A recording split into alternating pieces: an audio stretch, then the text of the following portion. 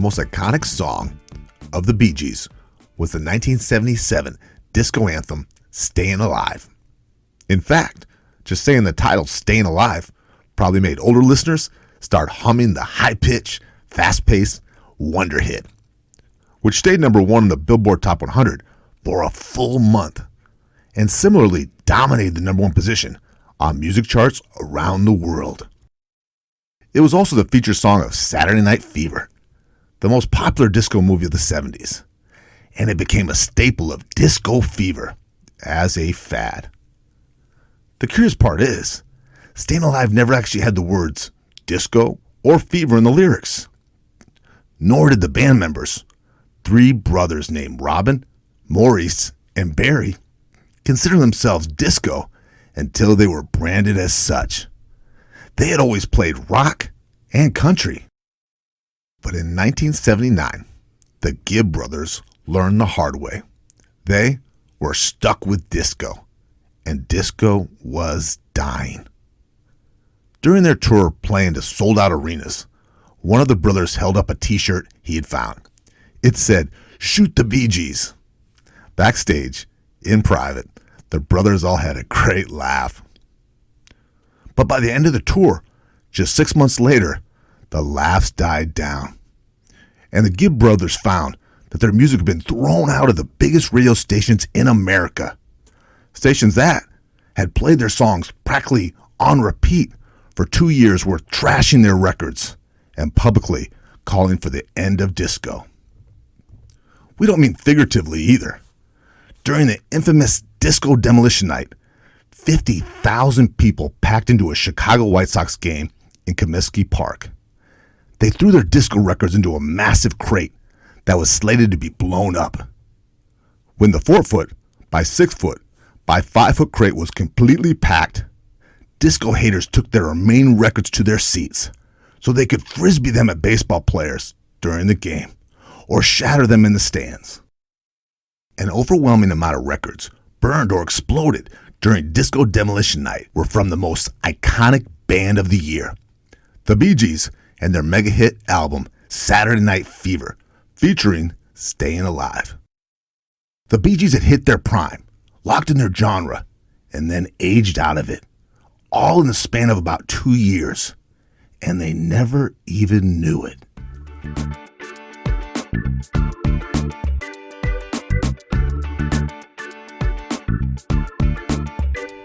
You're listening to The Re-Engineered You.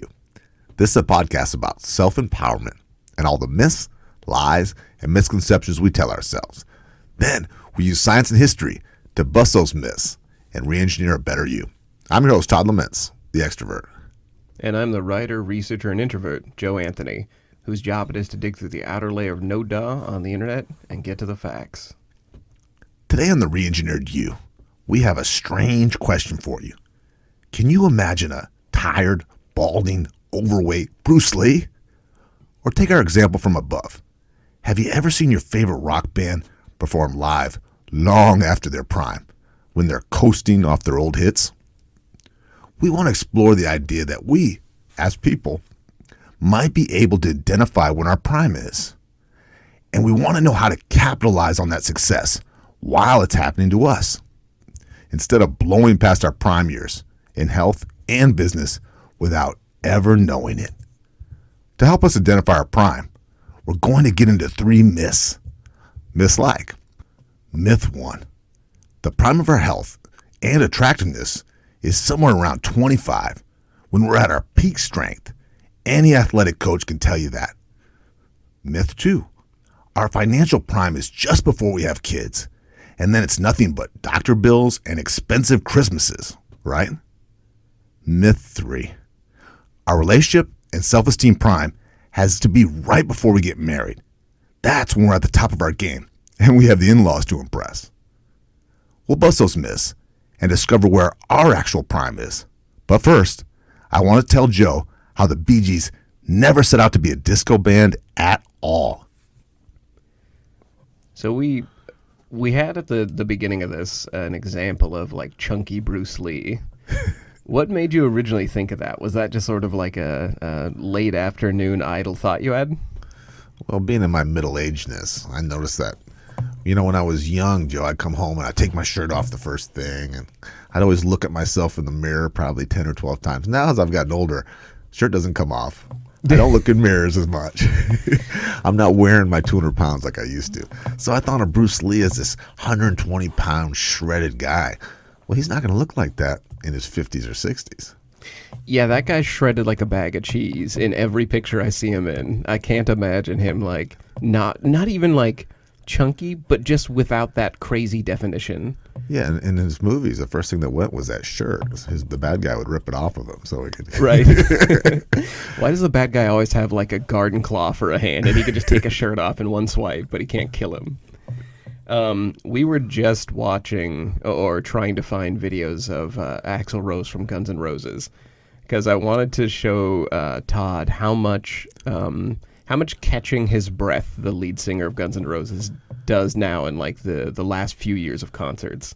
Well, this is hard for Joe and I because we're both GNR fans. We loved Appetite for Destruction, which to me is one of the best records of all time. Oh, absolutely. I grew up on that record specifically. I know every word of it. It looked like he was snorkeling. I mean, he couldn't breathe. He couldn't sing this song without taking these deep breaths. It was embarrassing. Yeah. And I truly believe that creative people who have reached their prime and have put out an amazing creative product, that is completely okay for them to coast on that. Like, I'm not one of those people who believes that you shouldn't be able to enjoy the fruits of your labor. You totally should. Well, what I really thought about before we got into the Bee Gees stuff was Elton John. And he was a monster. He had number one hit. But since then, I couldn't name one Elton John song. And we know he's an incredible pianist. We know he's an incredible vocalist. And he has all the resources in the world. Why wouldn't he be able to put out a hit record? Right. Yeah. Why did his prime come and then go? Like, you should think that all the money in the world and all the success in the world, you should be able to hit that prime over and over before you're done. And I promise everyone listening to this show has been to a band that they know from the 80s, 70s, and they start playing their new music, and we just cringe. Yeah, it's experimental and awful. And then when they play those hits that we remember, we light up. Yeah. It's, what is that? Go to Leonard Skinner, and everyone screams, "Play Freebird," and they hate that song now. Yeah, we don't want to hear their 2009 songs. Yeah. So we're discussing, it's not just bands today. We want to discuss creative primes mostly, but we want to recognize when the prime of our life in general is. And for that, we need to know where the Bee Gees started, I think. So where does the journey of the Bee Gees begin for this prime to be so short? Joe, I never thought of the Bee Gees being a serious musicians or a serious band. I think of them as being guys that work as DJs or at a roller skating ring, and they put some hairspray in their hair and put on some tight pants, and now we're a band. Right. But come to find out from the research, they started performing as a family band when they were 5, 6, 7 years old. The three brothers. Okay. So they weren't born in parachute pants. They started together. This was way, way before all that 70s stuff. You think when you pull your kids out of elementary school, and that's what their dad did. He pulled them out of elementary school to become a family band.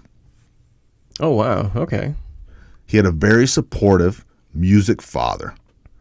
And their early influences weren't dance music. Their early influence were Buddy Holly and Elvis Presley. That's how long ago it was. Oh, hell. So we're really talking rock. It wasn't just like disco adjacent. They were rocking it. The genre was called a skiffle rock band, which means they made instruments out of pretty much anything. And their earliest influences from their father and stuff were jazz and blues. No disco. Okay. Oh, so instruments they made. So does it mean stomp is technically skiffle? Yeah. Some of it, your washboard thing, you know what I mean? you just pound on some cans. Right. Now, the first real performance they had, all the kids would lip sync popular pop songs. So that's what their performance was. They get up and they lip sync. And they would carry instruments and airplay guitar and drums, so it looked like they were actually playing. Okay. Now they're heading to this gig, Joe.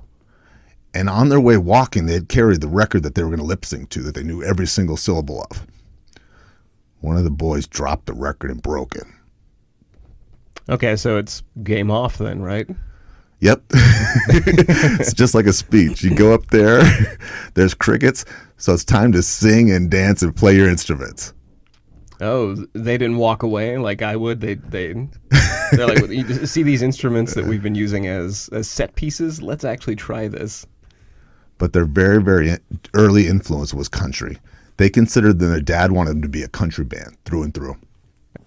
It may also be worth mentioning that, like, you and I have seen adult men at speech contests who didn't feel like they were quite ready enough, and they have, like, pulled out of the contest with prepared material. These kids with fake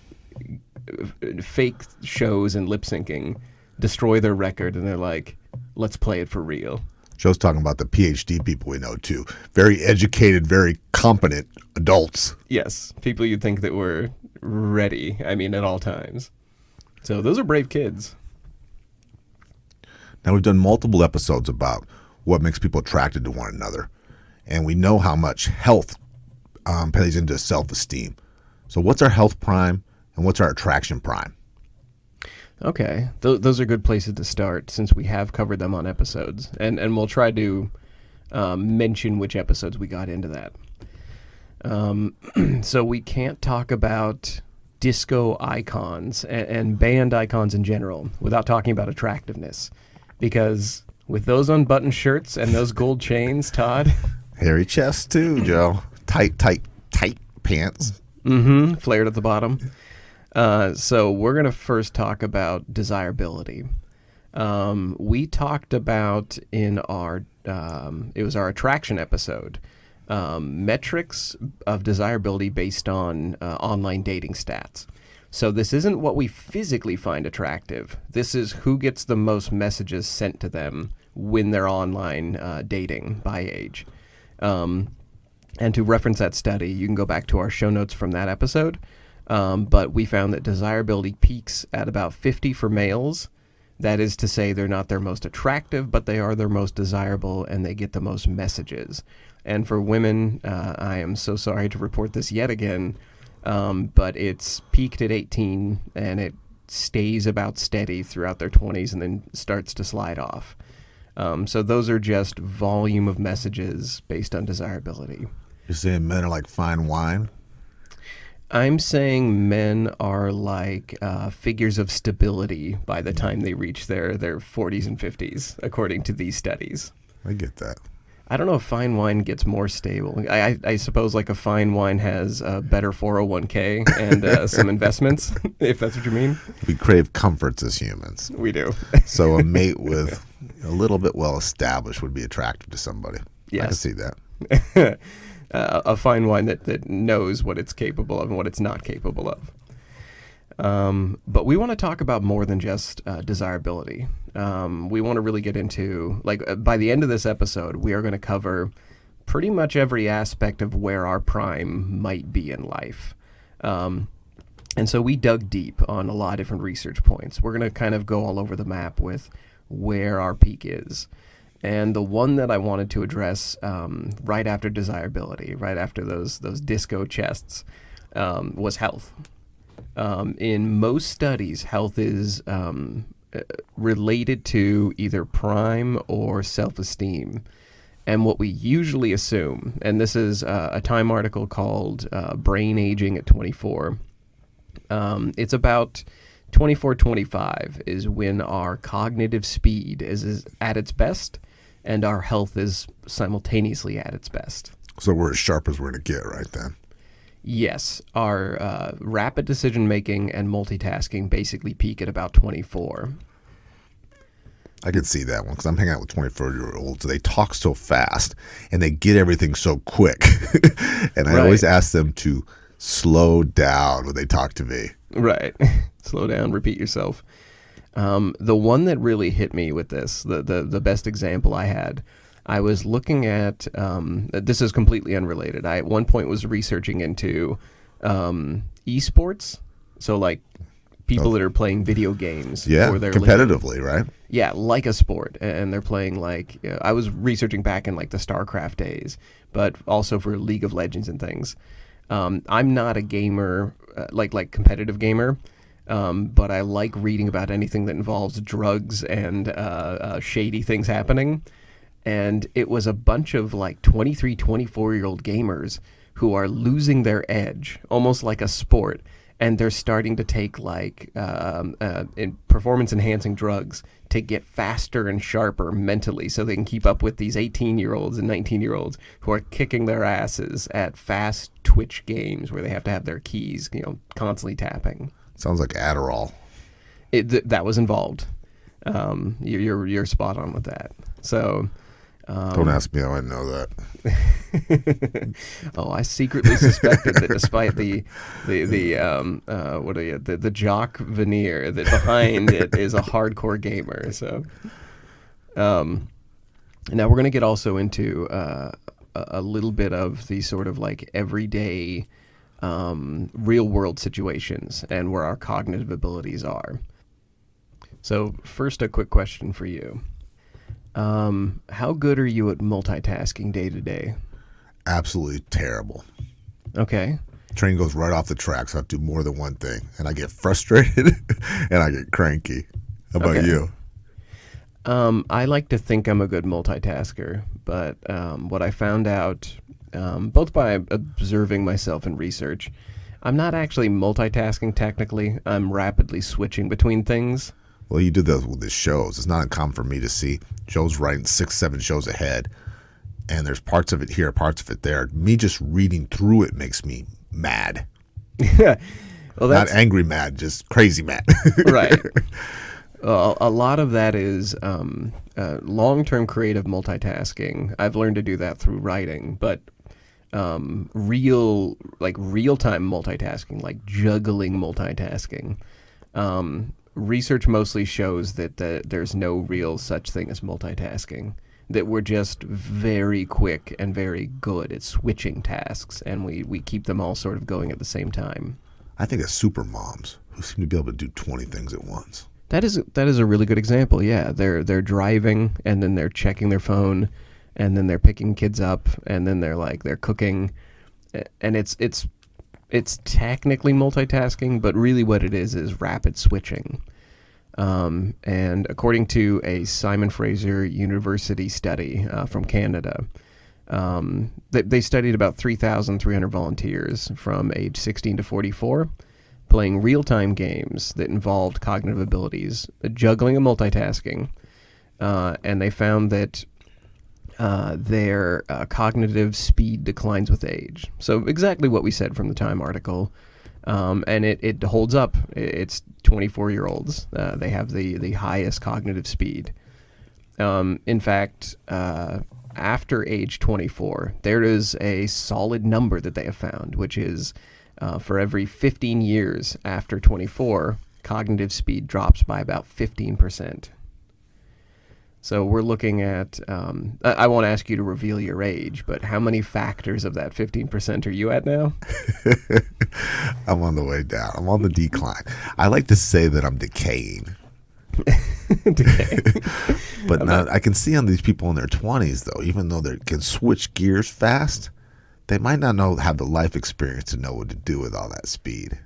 Oh, that's a dig on the young folk. I'm about to reinforce Todd's ageism here. According to the study, as cognitive speed slows down, your brain makes up for it in a variety of ways. You rely on your experiences, and you can, because you've experienced life before and you're used to quote-unquote multitasking, you can more accurately predict upcoming tasks. And your brain sort of uses shortcuts to eliminate information that's unnecessary. So you basically pare down to just the relevant information.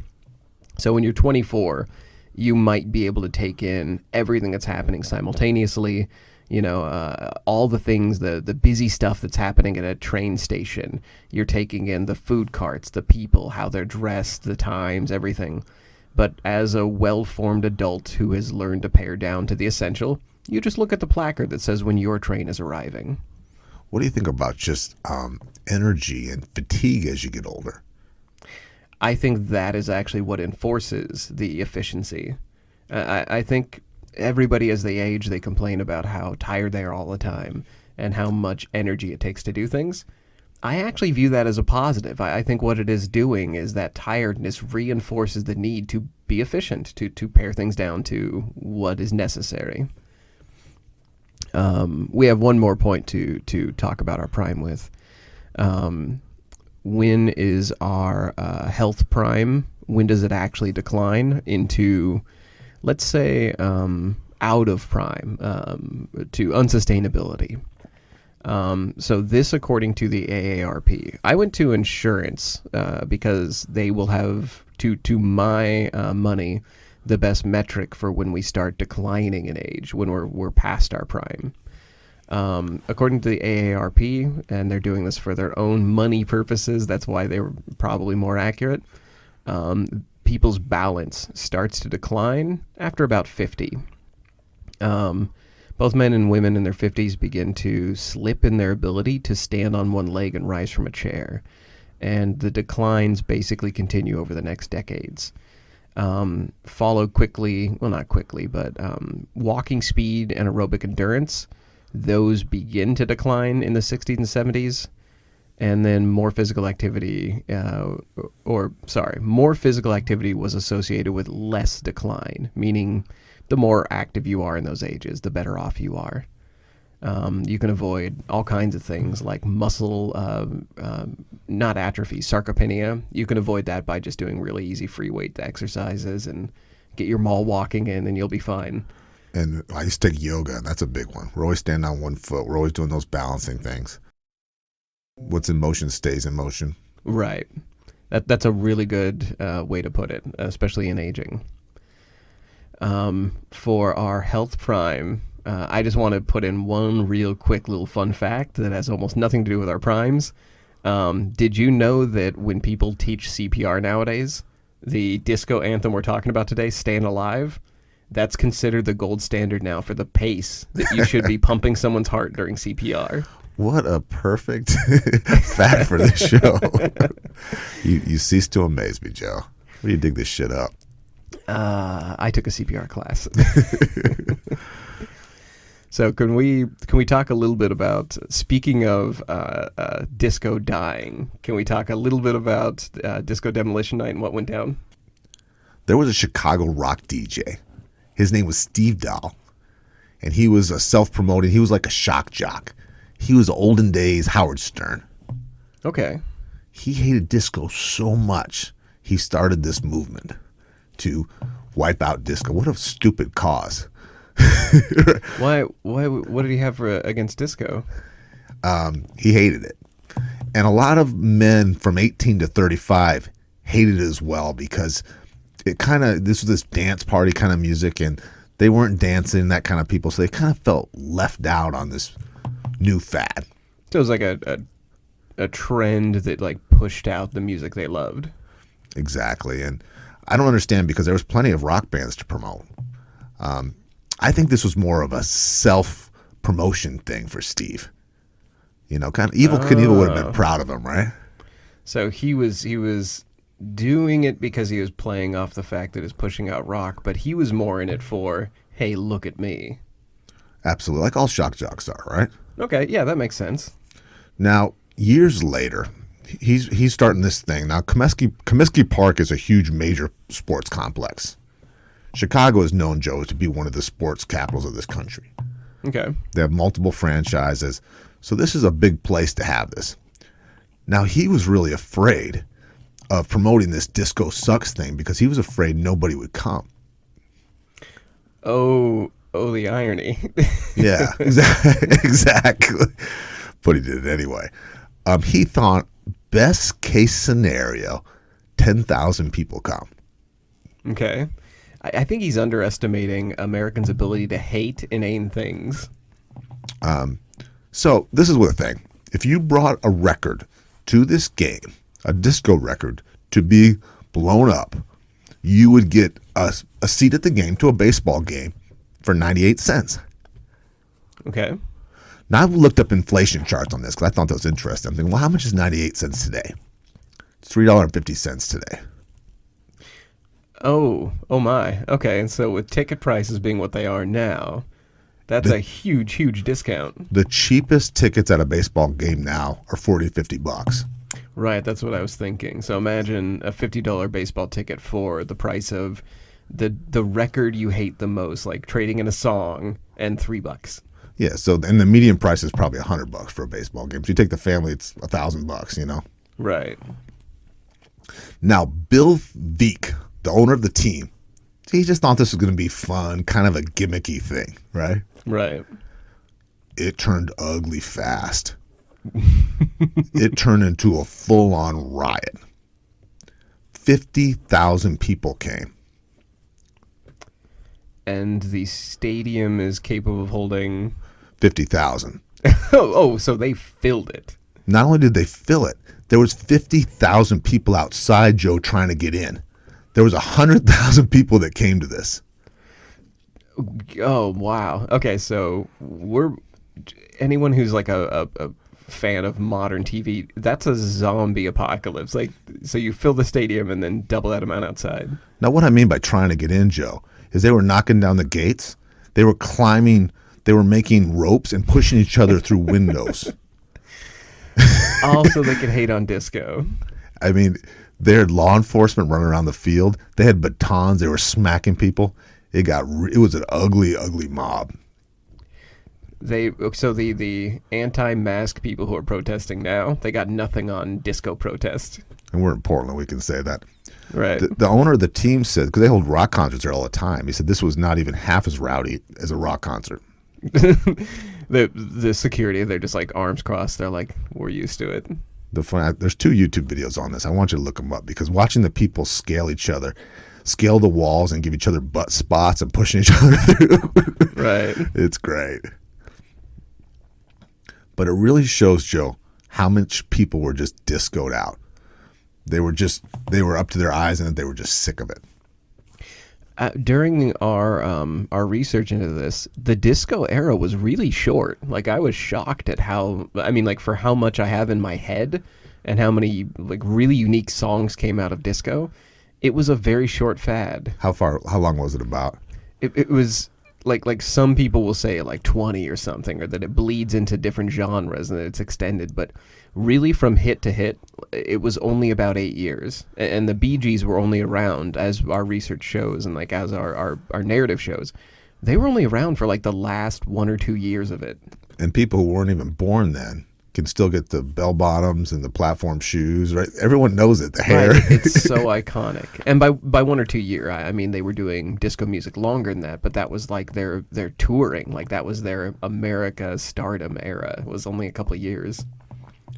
Now, the records that weren't blown up, the people took them back to their seats, and they started flinging them at the players. Now, they weren't just throwing records. They were throwing firecrackers at the players, too. Now, the people in the field, Joe, I don't know if you know this from baseball, though, they wear a soft hat when out in the field. They only wear a hard helmet when they bat because they don't want to get hit by the ball in the head, right? Right. All the players in the field had to put hard helmets on because of the records flying at them and the firecrackers flying at them. Oh, jeez. Yeah. So they're putting on batters' helmets like they're in the military going to war. All the players said it was horrible. It felt like a war zone. It felt like they're in Nam. So imagine this, Joe. 50,000 people in the stadium. 50,000 outside. All chanting disco sucks. This huge crate that blows up. And many, probably the number 1 record on there by far was the Bee Gees. Because the Bee Gees were a band that was the real symbol of disco. And the masses were saying that the Bee Gees and disco suck. If you saw the nightly news and you saw that many people gathered and that crate blowing up, that even if you liked disco, that would be like, oh, it's dead. It's over. And then, another thing that I've read on different reports, and this didn't come out 2 years later, they said a lot of this was really homophobic, that fueled a lot of the hatred, that a lot of white men between the ages of 18 and 34 who loved rock, they felt excluded, even threatened by the disco scene. Now, Joe, I've had the most confidence and the most security when I've had the best job or the best money in the bank? When is our financial prime? When we are 13 and we have our first lawn mowing job.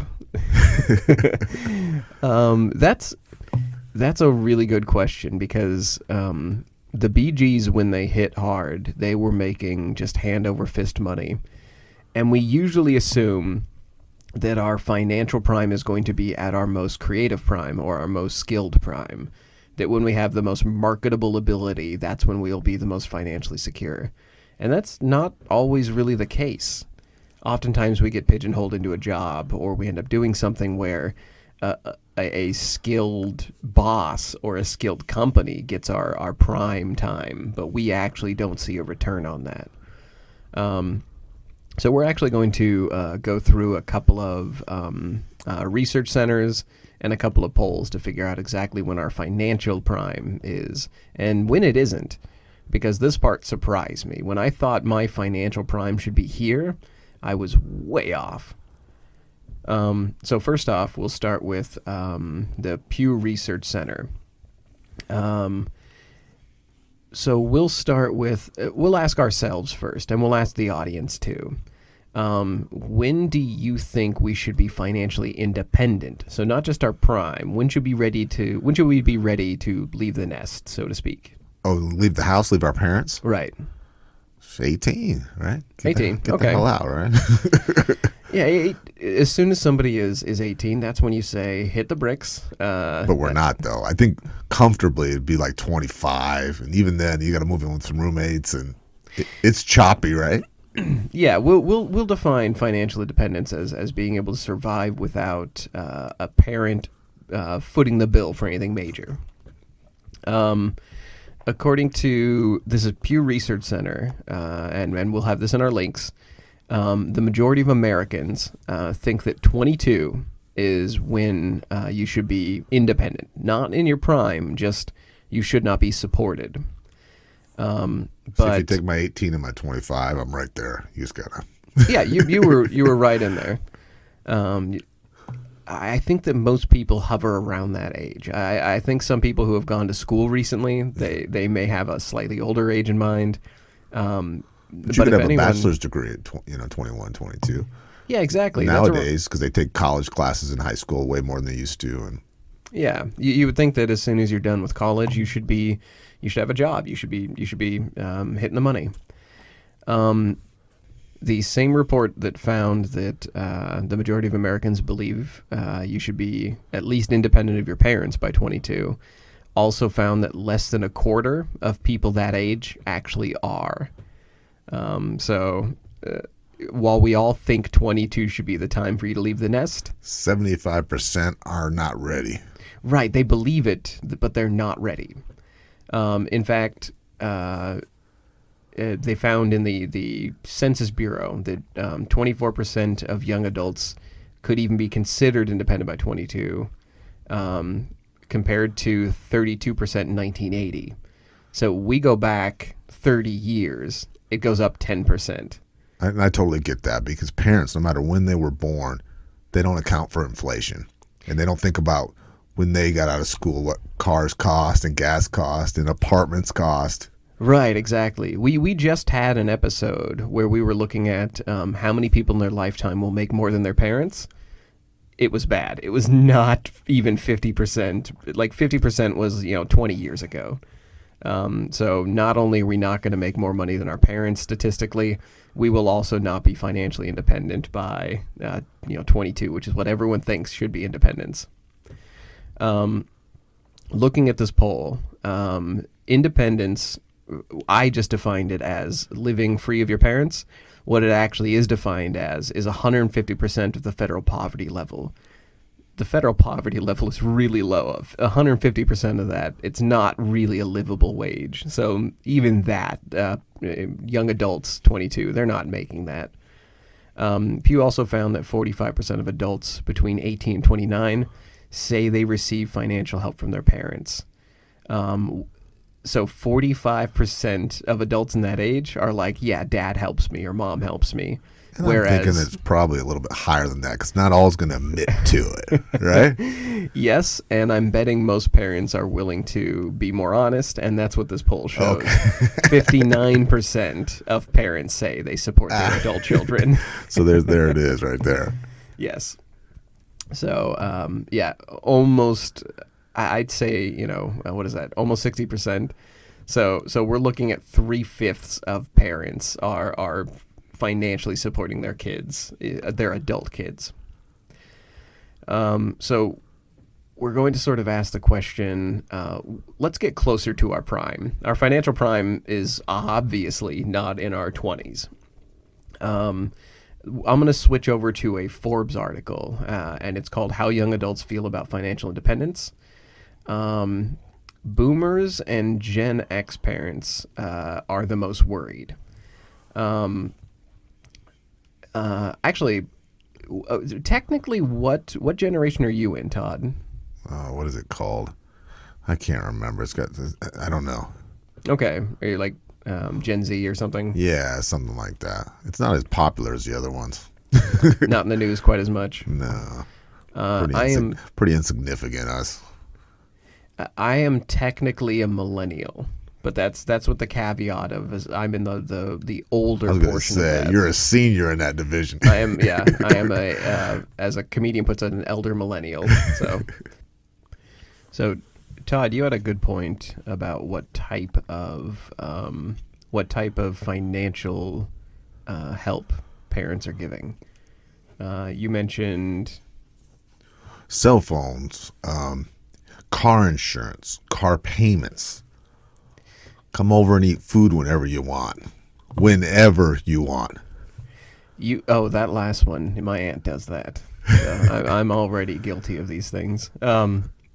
According to the Merrill Lynch survey, that's exactly the type of financial support they got. In fact, 58% of people up to millennial, so like 18 to 34. I'm a couple years older than that, but up to that age. 58% said they couldn't afford their lifestyle without their parent helping them. And you nailed it. It's cell phone plans, food, school costs, and car expenses. Those are the most common types of financial support adults give. I got to tell you this, Joe. My little sister came to my mom's house, and she's like 25 years old. She said to my mom, I'm not going to be on your cell phone plan anymore. I think it's important for me to be more independent. She left, and my mom and I laughed our ass off. She sure showed you, Mom. Right.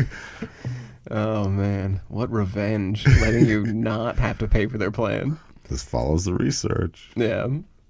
Well, that's the thing that kept striking me is while reading this, everyone felt bad about being financially dependent, but everyone did it. Again, it's like 60, 70% across the board in all these studies that people aren't independent until after 35. You just don't have enough money. Right. Nobody does. Like we are now in a world, I swear we are going to do an episode on labor and like wage and like how much money companies actually make from basically fining their own employees. Labor theft is the way I've heard it put. But yeah, these statistics, nearly 2/3 of the young adults are supported, and both parents and the youngsters call it a bad thing because it makes them dependent. Exactly what you said. But everyone's doing it. So it's one of those things where in another generation it's going to be seen as normal because nothing's affordable anymore, really. So you're going to see kids living at home maybe till they're 30. Yep. And then more bills are going to be on them because it's just jobs don't pay enough. Exactly. Mid-30s, it's I could not find exact numbers, but it looks like between 36 and 60 is about the age of financial dependence now, or independence, sorry. The one big reason people of that age are struggling, it's college loans, which come out to be, college loans are about $1.6 trillion nationally, and the average amount per person is $37,000. So that's a big chunk of change for everyone to be working off all simultaneously. I don't want to just focus on money, though, because the big question to me, and the Bee Gees for me, is they were rich, right? Oh yeah, they were yachts and Ferrari rich, fur coat rich. Right. They had their music picked up by that smash Travolta hit Saturday Night Fever. So the real question we want to ask today on our episode is, when are we truly at our creative or career prime? So we may not be getting paid as much as we're worth, but when are we really worth it? When are we at our most valuable as people? But that money's coming later. From this creative prime, from this work prime, we will reap the benefits. Exactly. Mañana. Yes. So this to me, we're not. This podcast is about to hit its prime. I want to cover a study. I hope so. When I started doing the research for this episode, I thought there's no way I find a satisfying answer to this, and I'm so very happy we did. This is from the Washington Post, and they found. So the name of the article is "When You Will Most Likely Hit Your Creative Peak According to Science." And I combine this with sports stats, because we always think of somebody as like career prime. It's early if you're in sports. It's late if you're in creative work. And so I combine these two, and you can find our links in the show notes. We're going to talk about our primes, and I'm going to ask these mostly as questions for Todd. So Todd, if you are a sprinter, when is your career prime age-wise? You're fast when you're young. Yes. So college age, and then after that. Okay, that hits the window perfectly. It's 20s, according to coaching websites, before your body's oxygen use and efficiency starts to decline. So basically, while your cardiovascular system is at its best processing oxygen. So then, what about skilled sports? Like, when do you think like tennis? Well, part of it is your strength has to mature. So, and then in more skilled sports, a lot of it is just knowing where to be, which takes time. 18-year-olds, 20-year-olds don't. So I'm saying late 20s. Okay. So we're looking at 30s, late 20s, 30s. And that kind of aligns with our earlier study we covered about multitasking and things. Again, it's you hit it. We are faster younger, but we're more efficient later. And the same thing with boxing. I was going to ask that as a question, but that'd be almost cheating for Todd. Yeah, I know in the mid-30s you're washed up because you don't move, you're not fast, you don't recover the same. Right. But your peak is when skill and speed basically meet. And we know everyone's going to say, well, what about Tom Brady and what about Mayweather? They are one-offs. They're Yes. one-offs 1,000, so that they don't count. Those bleeps are off the screen here. Right. Yeah. Those are outliers, as they put it. Now, this is the one that shocked me. Endurance sports like Ironman championships or the Kona Ironman in Hawaii. When do you think the peak for endurance sports is? That one I don't know, man. That one shocked me with how much range it had. Some Ironman sports, it's closer to like mid to early 30s. But like the Kona Ironman winners average is 42, or 43 if you take the average of the 2014 Ironman World Championships. That seems high. That seems old. Very, yeah. So I guess in sports you can peak late, or not so much peak late, but you can basically train yourself into an endurance sport if you don't have the speed skills anymore. Yeah, it's not fast twitch. It's just endurance. Right. I didn't even list these on the list, but it's a total different ball game if you get into archery, shooting, or sailing. All those you can literally peak at 70s and 80s. Those are almost entirely skill based. So now we get into the creative primes. Here's the part where I was getting excited because it was according to this Washington Post study. The way they measured this is they took Nobel Prize winners and they took their age by average. And so this isn't just sort of like loosely asking artists, when do you think these writers, painters, and composers hit their prime? It is like measurable stats. It's when were they creatively their most influential? When did they hit the most ears and eyes? When were they putting out their best work that literally won them a Nobel Prize? Because probably self-evaluating, they'd be way off the mark. Yeah, exactly. So these are good stats, and this is why I'm so excited for today's episode. We're going to start in a very selfish place. When do you think writers hit their prime? Let me think. I'm thinking Stephen King. I'm thinking Grisham. I'm thinking the 30s. 30s. When did Carrie come out? Well, he was young when Carrie came out, his right? stuff, his good stuff. He's embarrassed by that. He always says that all of his best work was his early 20s. He says all these years I've written since then. And we're not saying Stephen King is Hemingway, okay? Right. Well, you can, as a writer, you can creatively peak early or late, but the average, according to Nobel, 45. Oh, man, you got a ways to go. You're going to peak soon. I've got 10 more years of writing trash and garbage before I even have to think about peaking. Joe's a hell of a writer, but I'm looking forward to it. That's why I'm getting on this train now. So when he peaks and he's driving Ferraris and wearing fur coats, I'm going to be in the passenger seat. Right. I'm wearing all tweed when I peak, by the way. So what about that intellectual kind of? Oh, I'm going to be such a snob. Just aloof. Be completely insufferable. When do you think painters peak? I know nothing about that art. I thought it was going to be late. I actually thought that was going to be like, pictures of Roald Dahl with his crazy mustache. It's actually 42.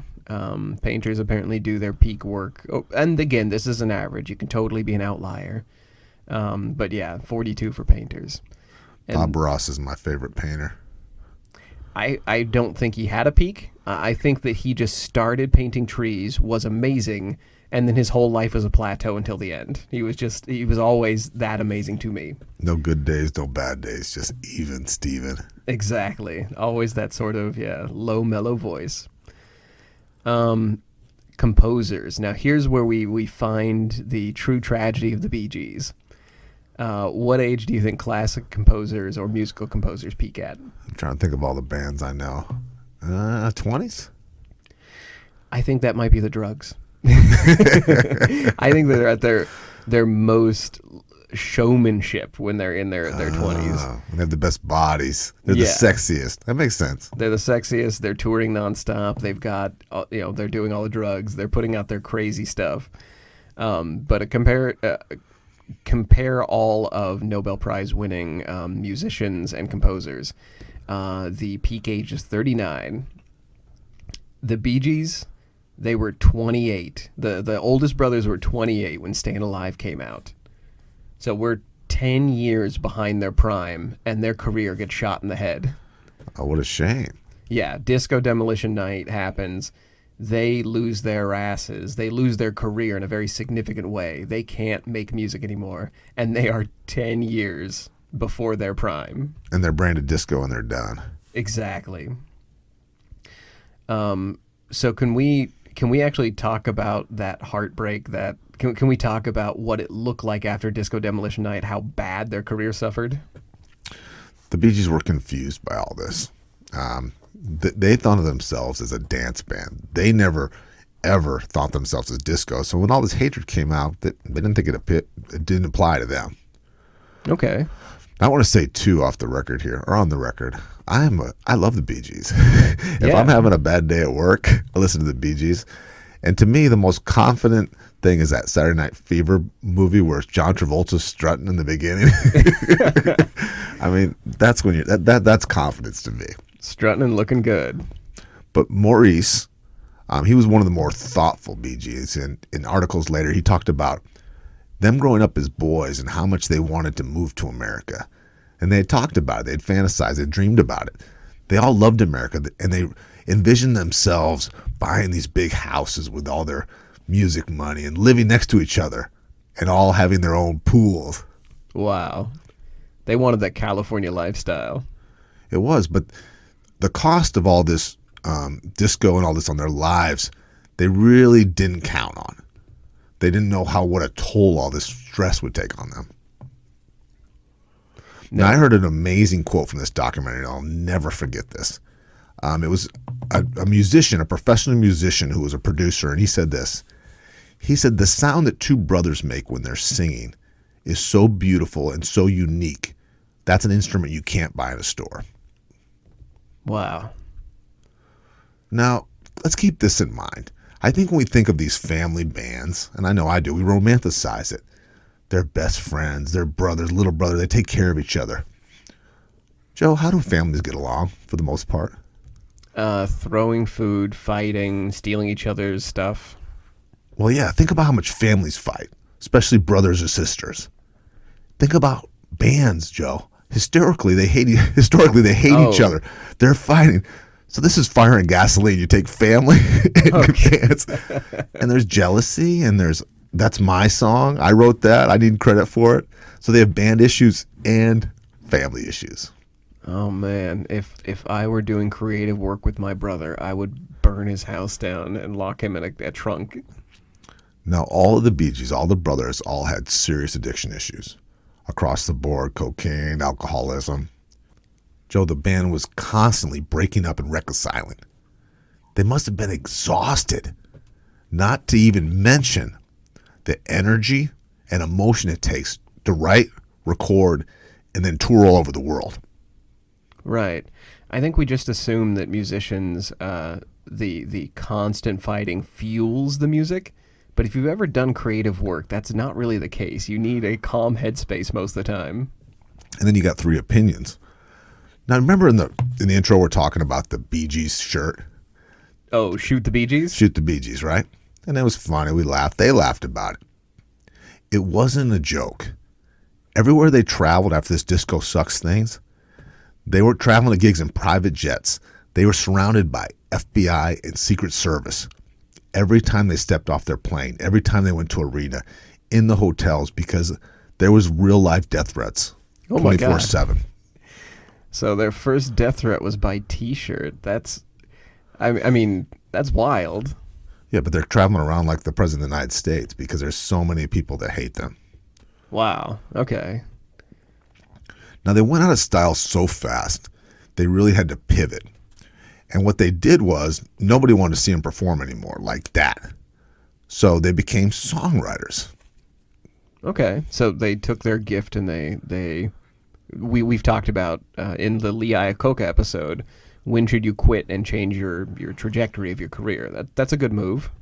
Now, they didn't do dance songs, disco songs anymore. And they didn't write songs for nobodies. I'll give you a list of some of the people they wrote songs for. Barbra Streisand, Diana Ross, Dionne Warwick, and my favorite, Islands in the Stream, Kenny Rogers and Dolly Parton. Holy shit, they wrote that? That was their song. That was a huge hit. That was a song that they thought about, that they thought they should record because they knew it was a can't miss. It's one of my favorite country songs. Oh my God, with their voices, like they could have blasted it off. And maybe restarted their career. But right. Being the Bee Gees, they were afraid that they just waste that song and they didn't want to take that chance. Now, on the Dionne Warwick hit, the hit was called Heartbreaker. And Dionne Warwick took it to the top of the charts. It was number one. But the success of it really depressed Maurice. He said that he cried his eyes out after he wrote it. He drove home and thought, this one we should be doing. Wow. Man, that's got to kill you. That's like a painter, like they have their best vision and they have to hand it off to somebody else. That's so wild. And let someone else sign it. Right. Do you want to feel a little bit better about our peak, like our prime? Yeah. Okay. I want to talk about like relationship primes, because I mean, you mentioned them fighting all the time and that they really had to they had each other when they were getting death threats and when they had to go home and become writers. So we're going to get into relationship prime and when we peak as far as people, like as far as our connections go. I want to start with, you were telling me a story about how your sister got offered a promotion at work and she declined it. Could you elaborate on that a little bit? Yeah. My little sister, I'm picking on my little sister. This is my other little sister. And her boss came to her. Her boss was a big fan of her. She'd been working for the company for about 2 years and offered her a huge promotion. And she thought about it, and she decided it was all this extra work and she didn't want to do it. And I sat down and tried to talk to her, and I said, you know what, in life, you don't get many opportunities. I mean, I talked about how many times I've been promoted more than most people in my life, and I think about everyone I know, how many times. It doesn't happen very often.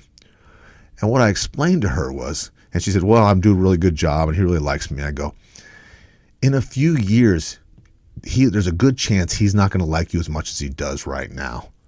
Right. It's just human nature. You're popular right now. In a couple of years, you're not going to have that value. You have to strike while the iron's hot.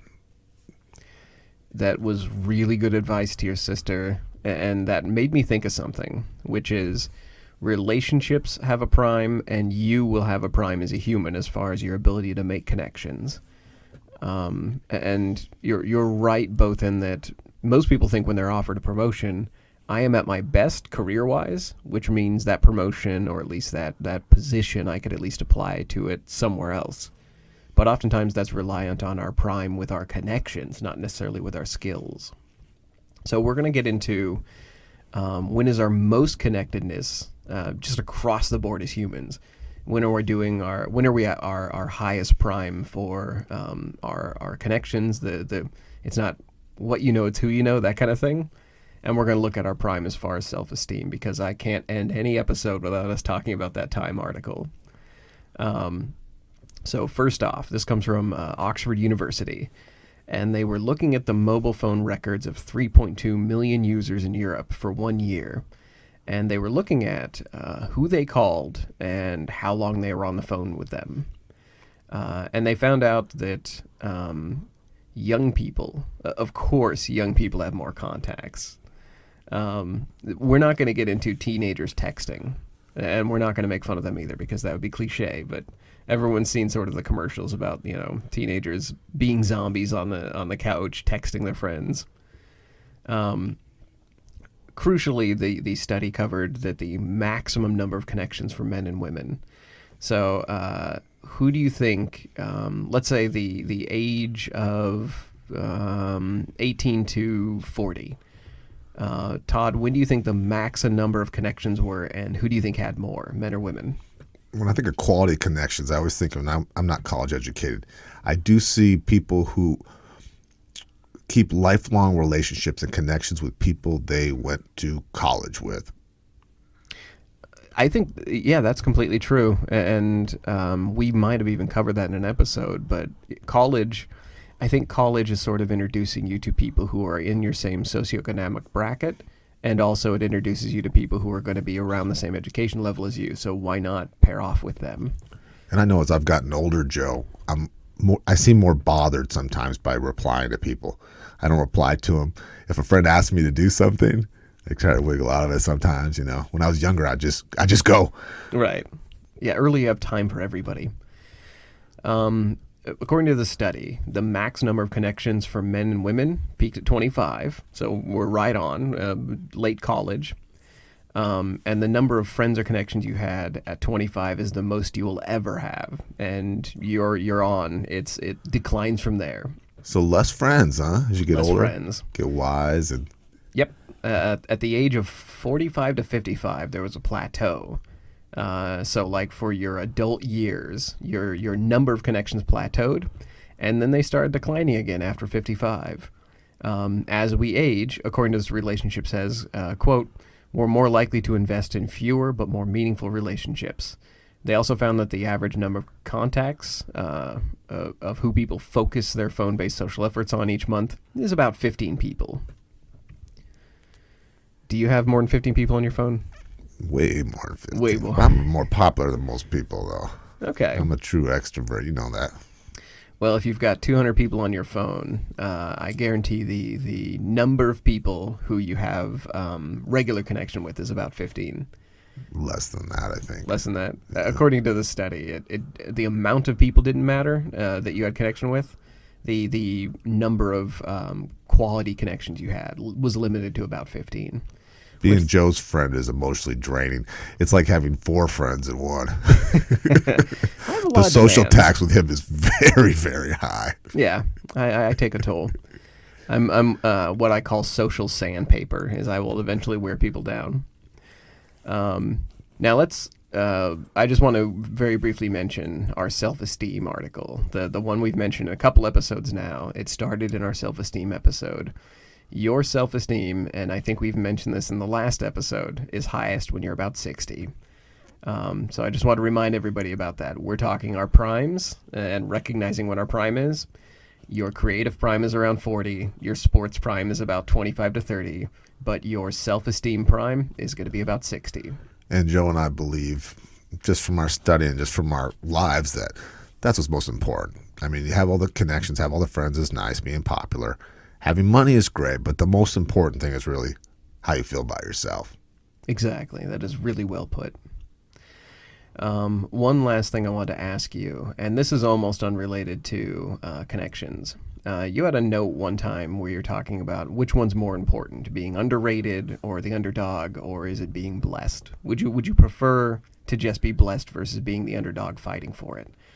And I think the Bee Gees here, they kind of were all three at some point. They were underrated, and very much in their late career were underrated. They were the underdog briefly before they hit with Saturday Night Fever, and they were blessed. The three brothers were just incredibly skilled. Which of those three do you think it was the most important for their career? I think you hit it dead on with they were all of them, but I think they were underdogs most.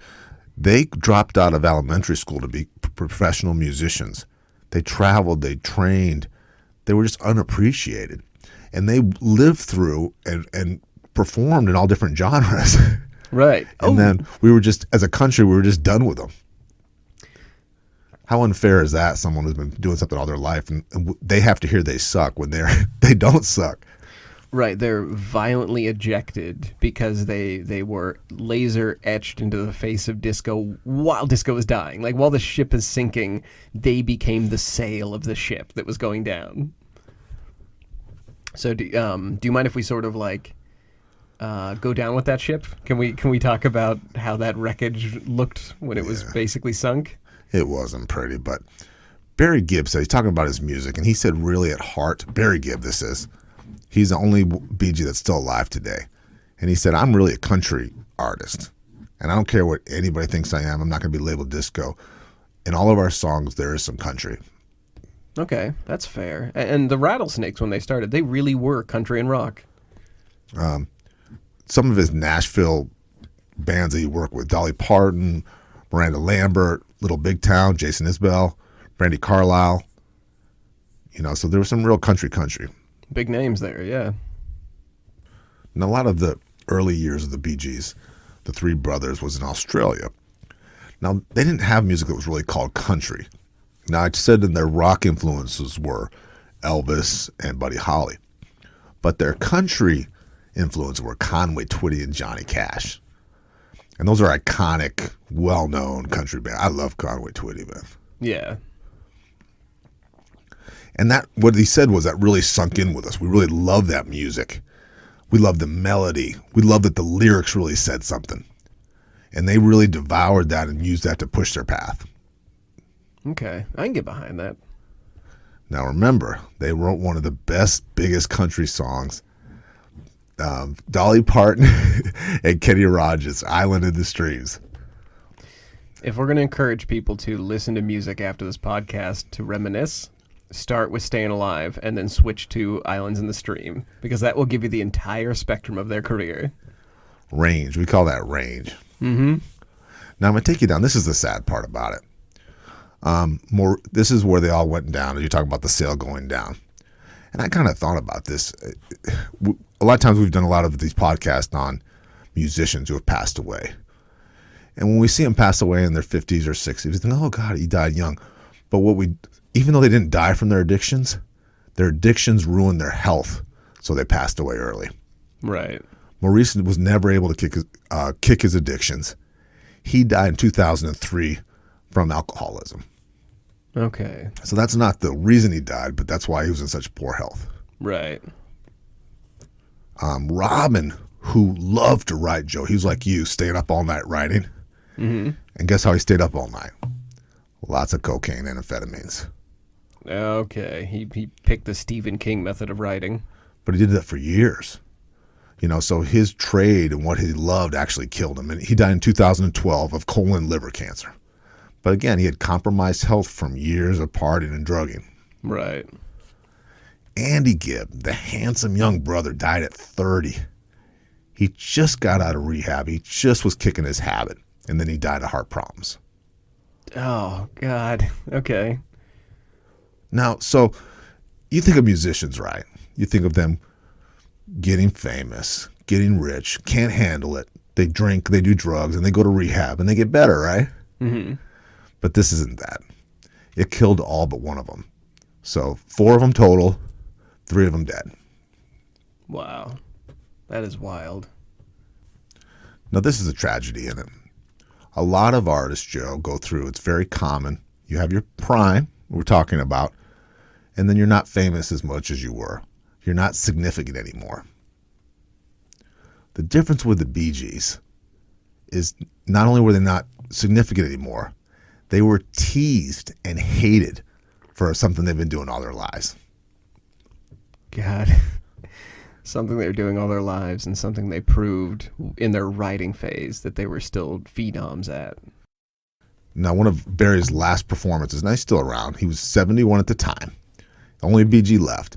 He performed at the Glastonbury Festival in England, and he played songs from Saturday Night Fever, and the crowd went wild. So they've come back into style with the retro, and they're not hated or teased anymore. That's awesome. Well, at least there's some closure in that. We might think of songs like Staying Alive, How Deep Is Your Love, and Night Fever as both prime Bee Gees and prime disco. But I assure you, it's neither. In fact, the peak of the Bee Gees' stardom was really just the final flash of the disco bomb before it fizzled out. As a trio of musical brothers, with so much talent and ability, the Bee Gees could have redefined music, if only we hadn't chased them out of the country 10 years before their creative prime.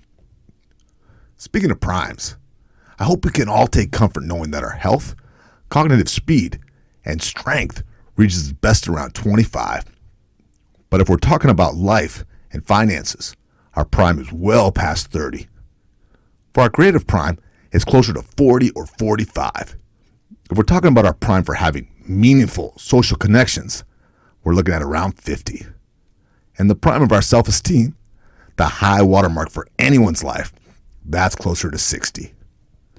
We hold young geniuses up on pedestals. We share cute facts on social media about how Mozart was playing for empresses and kings by age 7. Michael Jackson released his first #1 solo hit by 14. And Alexander the Great conquered much of the known world by 25.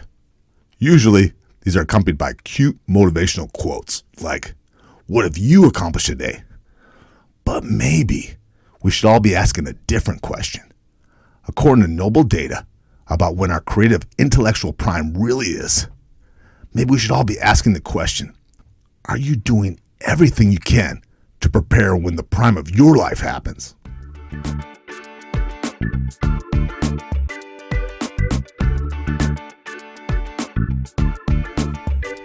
You've been listening to Re-Engineered You. Thank you so much for listening to the show. You mean the world to us. We have a new episode every week. You can connect with us at www.re-engineeredyou.com. That's where you'll find some research links, show notes, and blog articles for each of our episodes. We also appreciate feedback, and we love spirited debates. We're not experts in anything, but we've got an opinion on everything.